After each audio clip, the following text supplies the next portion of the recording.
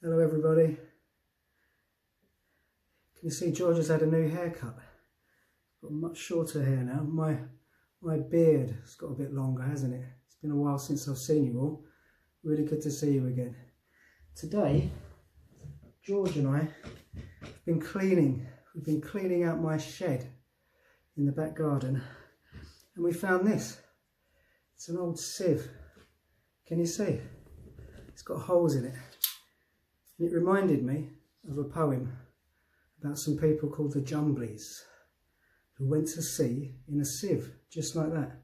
So I thought me and George would read it to you. It's by Lear and it's called the Jumblies. And if you look closely, you can see a picture of the Jumblies in a sieve, and they're going to sea in their sieve. So we're going to start to read this now. Don't worry if you don't understand all the words. Just listen to the sounds that it makes. Okay, George, are you ready? Then we'll begin. They went to sea in a sieve, they did. In a sieve they went to sea. In spite of all their friends could say, on a winter's morn, on a stormy day, in a sieve they went to sea.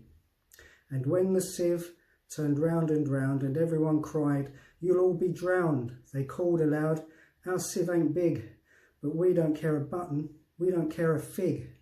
In a sieve we'll go to sea. Far and few are the lands where the Jumblies live. Their heads are green and their hands are blue, and they went to sea in a sieve. They sailed away in a sieve, they did. In a sieve they sailed so fast, with only a beautiful pea-green veil tied with a ribbon by way of a sail to a small tobacco pipe mast. And everyone said who saw them go, "Oh, won't they soon be upset, you know, for the sky is dark and the voyage is long, and happen what may, it's extremely wrong in a sieve to sail so fast. Far and few are the lands where the Jumblies live. Their heads are green and their hands are blue, and they went to sea in a sieve." The water, it soon came in, it did. The water, it soon came in.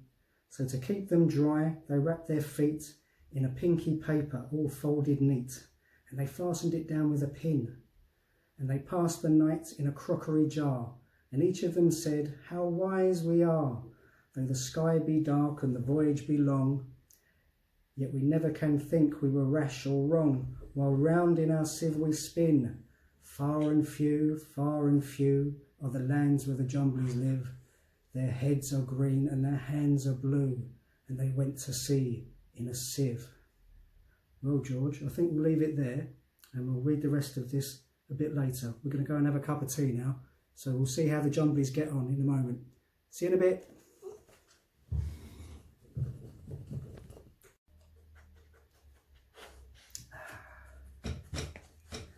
Right, I've had a nice cup of tea and a treat for George. Let's read the rest of our story. Are you ready? And all night long they sailed away, and when the sun went down, they whistled and warbled a moony song to the echoing sound of a coppery gong in the shade of the mountains brown. "Oh, Timbaloo, how happy we are when we live in a sieve in a crockery jar, and all night long in the moonlight pale we sail away with a pea-green sail in the shade of the mountains brown. Far and few are the lands where the Jumblies live. Their heads are green and their hands are blue, and they went to sea in a sieve. They sailed to the western sea, they did, to a land all covered with trees, and they bought an owl and a useful cart, and a pound of rice and a cranberry tart, and a hive of silvery bees. And they bought a pig and some green jackdaws, and a lovely monkey with lollipop paws, and 40 bottles of rainbow ree, and no end of Stilton cheese. Far and few are the lands where the Jumblies live. Their heads are green and their hands are blue, and they went to sea in a sieve. And in 20 years they all came back, in 20 years or more, and everyone said how tall they've grown, for they've been to the lakes and the terrible zone and the hills of the Chankly Bore.